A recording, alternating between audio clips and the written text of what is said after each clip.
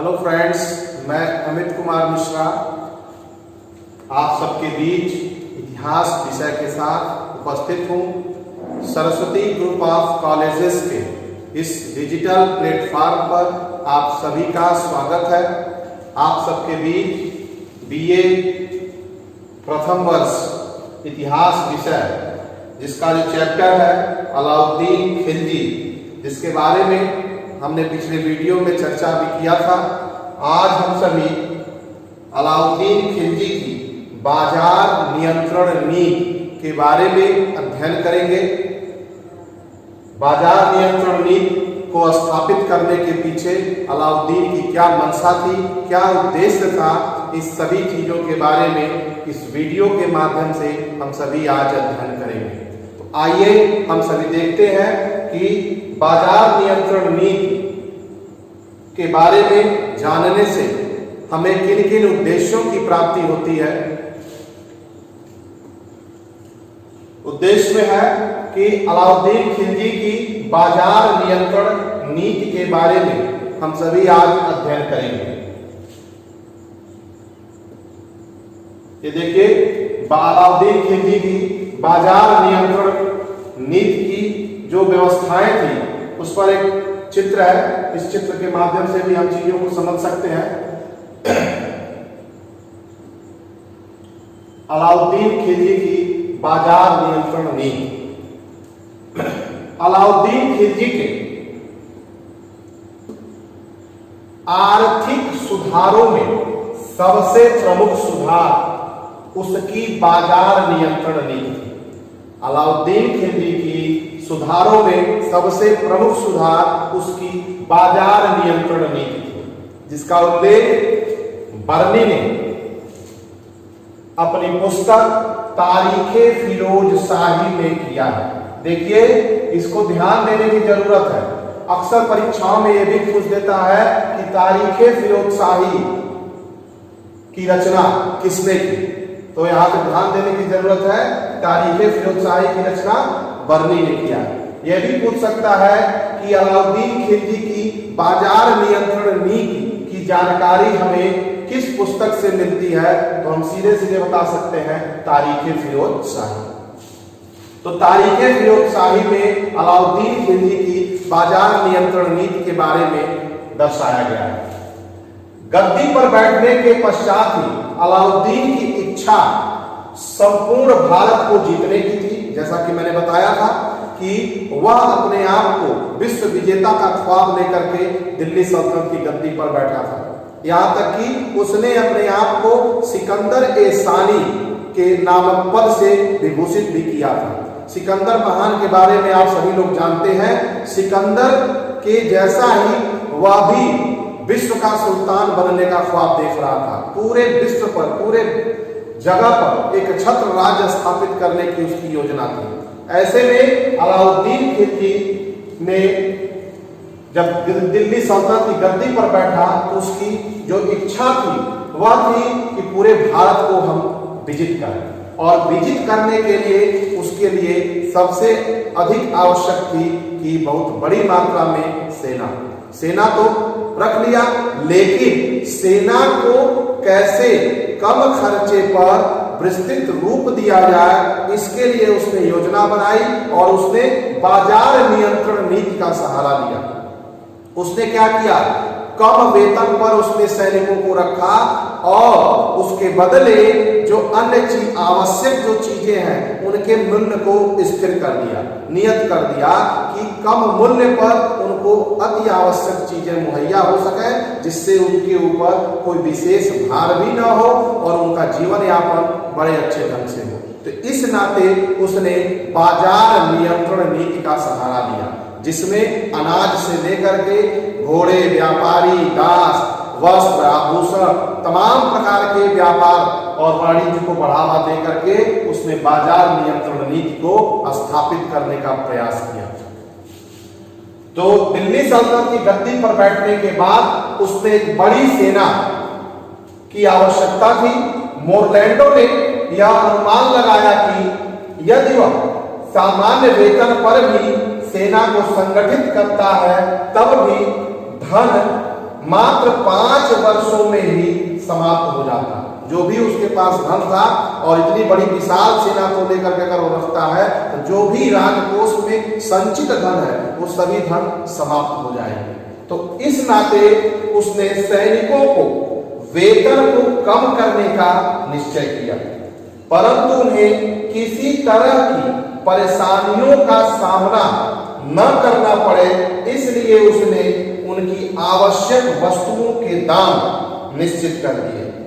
इसे ही अलाउद्दीन खिलजी की बाजार नियंत्रण नीति कहा गया। क्या किया? आवश्यक वस्तुओं के दामों को क्या कर दिया? निश्चित कर दिया, और यही उसकी बाजार नियंत्रण नीति की मुख्य नीति थी। बाजार नियंत्रण में 4 प्रकार के प्रमुख बाजार थे। आइए हम सभी चर्चा करें। पहला जो बाजार था गल्ला बाजार, जिसे अनाज मंडी के नाम से भी जाना जाता है। इस बाजार में विभिन्न प्रकार की अनाजों राज्य द्वारा तय किए गए मूल्यों पर बेचे जाते थे। इस बाजार का प्रमुख सहना ए मंडी। देखिए, ये प्रश्न परीक्षाओं में अक्सर पूछता है कि सहना ए मंडी किसे कहा गया है, या गल्ला मंडी के प्रमुख को क्या कहा गया है? तो सहना ए मंडी। इसको ध्यान से देखिएगा। इस बाजार में व्यापारी ही अपना अनाज बेचते थे, जो और वही व्यापारी अनाज बेचते थे जो सहना ए मंडी के दफ्तर में रजिस्टर्ड जो होते थे, वही अपना अनाज इस मंडी में ला करके बेचते थे। इस बाजार में अनाजों की आपूर्ति सुलभ कराने के लिए अलाउद्दीन ने नकद की बजाय भू राजस्व अनाज के रूप में कर वसूला तथा बाजारों को गांवों से इन मंडियों तक अनाज लाने के लिए अधिकृत किया। अलाउद्दीन खिलजी के समय सहना ए मंडी के पद पर मलिक काबूल स्थापित था।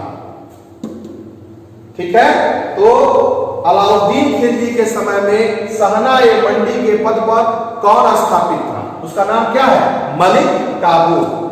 दूसरा है सामान्य बाजार। पहला हो गया गल्ला बाजार, दूसरा हो गया सामान्य बाजार। तो सामान्य बाजार में छोटी छोटी आवश्यक चीजें जैसे मिठाई, सब्जी, वस्त्र जैसे टोपी, मोजा, चप्पल, कंघी इत्यादि सामानें जो थी वह सामान्य बाजारों में एक निश्चित मूल्य पर बेची जाती थी। तो 2 हो गए बाजार, एक गल्ला बाजार और दूसरा सामान्य बाजार। अब आते हैं तीसरे बाजार की तरफ, जिसका नाम है सराय अदल। सराय अदल में क्या होता था? कैसा बाजार था यह एक कपड़े का बाजार था। इस बाजार में विभिन्न प्रकार के कपड़ों के अलावा, ध्यान देने की जरूरत है, विभिन्न प्रकार के कपड़ों के अलावा जड़ी बूटी, घी, तेल आदि वस्तुएं भी बेची जाती थी। इसका प्रमुख राय परवाना कहलाता था। कोई प्रश्न पूछ सकता है सराय अदल का प्रमुख कौन था? तो सराय अदल का प्रमुख राय परवाना कहलाता था। इस बाजार में कुछ विशेष प्रकार के वस्त्रों को बेचा जाता था, जैसे तस्बीह, तबरेज, कंजभावरी, सुनहरी जरी, खुज्जे दिल्ली, सिलहटी, सीरी ए बाफ्ता, कमरबार, इस प्रकार के वस्त्रों का भी इस बाजार में बेचा जाता था। इस बाजार में अलाउद्दीन ने मुल्तान के रेशमी कपड़े, क्योंकि रेशम जो था वो मुल्तान का सर्वाधिक प्रसिद्ध था, तो मुल्तान के रेशमी कपड़े के व्यापारियों को कम कीमत पर रेशमी वस्त्र बेचने के लिए 20 लाख टंके की सब्सिडी प्रदान की थी। तीसरा हो गया। अब चौथा है घोड़े, गुलामों तथा पशुओं का बाजार। इस बाजार में अलग अलग किस्म के घोड़े, पशुओं तथा गुलामों की दर तय की गई तथा बिचौलिए को, जो मध्यस्थता करते थे, उनको बाजार से हटाने का प्रयास किया गया, क्योंकि इनके कारण वस्तुओं के मूल्यों में काफी उतार चढ़ाव होता था। लेकिन इसमें अलाउद्दीन खिलजी पूर्णतः सफल नहीं हुआ। नेक्स्ट है क्षेत्र। किन किन क्षेत्रों में अलाउद्दीन खिलजी की बाजार नियंत्रण नीति को स्थापित किया गया था? तो बाजार नियंत्रण नीति के क्षेत्र को लेकर इतिहासकारों में बहुत ही मतभेद है। जैसा कि हम सभी जानते हैं, इतिहास विषय अपने आप में मतभेदों से भरा हुआ है। तो ऐसे में इतिहासकारों में इस नीति को लेकर के भी मतभेद है। मोरलैंड के अनुसार यह केवल दिल्ली और उसके आसपास के क्षेत्रों में ही लागू था। क्या चीज? अलाउद्दीन खिलजी की बाजार नियंत्रण नीति। जबकि डॉक्टर वीपी सक्सेना का मत है कि यह पूरे भारतवर्ष में लागू था। तो निष्कर्ष रूप में हम यह कह सकते हैं कि अलाउद्दीन ने अपनी बाजार नियंत्रण नीति को संपूर्ण भारत में लागू करने की कोशिश की, परंतु उसे सफलता दिल्ली और उसके आसपास के क्षेत्रों में ही मिली।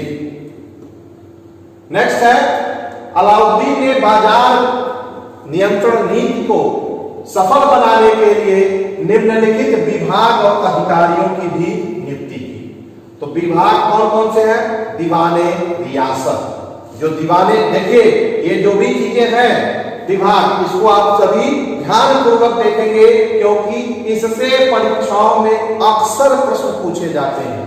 तो पूछ देगा दीवाने रियासत का कार्य क्या था या किस विभाग से संबंधित था? तो यह आर्थिक अधीक्षक होता था।